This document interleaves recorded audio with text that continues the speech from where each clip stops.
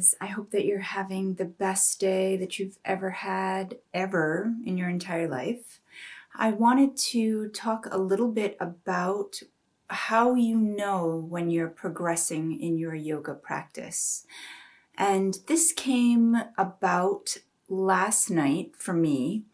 I noticed something that I was doing that really was not in alignment with the way that I want to live as yogi. A lot of times it seems like yoga is all about the practice of moving the body, and those poses that we do in yoga called asanas, they're important, but they're really such a small piece of what yoga is. And I think in the US and in the West, we really glorify the body, and we're very focused on tangible results that other people can see. And I don't think that this was the intention of yoga, or actually, I know that this was not the intention of yoga. Yoga means to yoke or to unite with, and it's really a practice of non-duality, of not judging, of being present and aware. And you can gauge how well you're doing in your yoga practice by noticing how it's affecting your everyday life. Things like, are you able to sit still and do nothing? It's a huge, huge gauge of how well you're doing in your yoga practice. If you're doing well, then maybe you can still do the back bends and handstands and all of those poses, and that's great, but you're also able to sit still and listen to someone talk, or just sit still and do nothing, have a cup of coffee and stare off into space.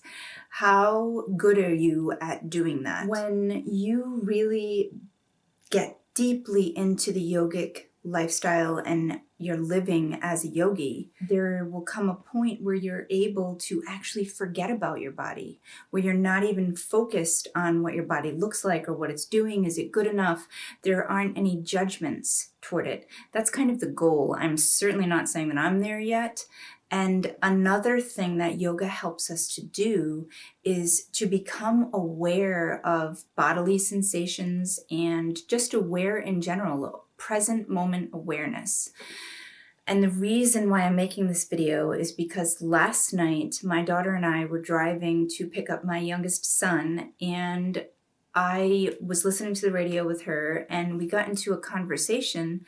And all of a sudden I noticed, like, this is like 20 minutes into our drive, that there was no longer any music on, that it had become static. We must have like driven out of the range or whatever, but it was nothing but static on the radio.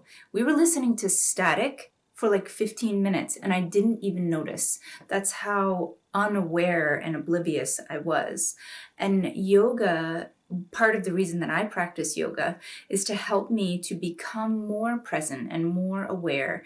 And when that happened last night, I was like, oh, okay, I obviously need to practice more awareness on my mat, because what you do on the mat does not stay on the mat. It really kind of spills over into the rest of your life. And when you're living the yogic lifestyle, you're not harming anyone. You're focused on kindness and bringing goodness to the world. And you're focused on things like balance and awareness and presence and a calm, equanimous mind. Like, all of these things are part of this lifestyle of being a yogi that, even for me, I mean, it gets lost in my everyday life, and I forget that I'm supposed to be as a yogi living in these ways that are kind of contrary to the way that we're told to live from the time we're very little. Like, we're not told about the present moment. Everybody around us seems to be talking about something that's going to happen in the future, or something that they regret that happened 2 days ago, or remember that time, or I hope someday. A lot of our language and our ways of interacting are based on future and past. We're not taught to be present. We're not taught to really tolerate discomfort, which is another wonderful thing that yoga brings to our lives. Is, when you're breathing through this uncomfortable posture, it's prepping you for breathing through something uncomfortable in your life. And we're not taught this as much as I feel that we should be. I know for myself, with my kids, I have not raised them to be little yogis. And I regret that. I wish I could start over. They're teenagers and they're wonderful, but they're not prepared for the world in the way that I believe yoga prepares us for the world. What more can you ask for than to have a peaceful, equanimous mind in times of trouble? Another thing that the yoga path, asks us to do is to be grateful for what we have, to be satisfied with what we have. And I don't know what could be better than being calm and equanimous and happy where you are and present and able to deal perfectly with things that come up. I mean, if you're a perfect yogi, everything that comes toward you, you're just arms wide open, embracing it, no judgment. That's the goal. So notice where you are in your life with that. This is what I'm trying to do. So I'm not trying to give anybody advice. This is where I'm at in my yoga journey, is really noticing where my yoga path is taking me off the mat. Where am I getting stuck? Where am I judging? Where could I be a better yogi in my life?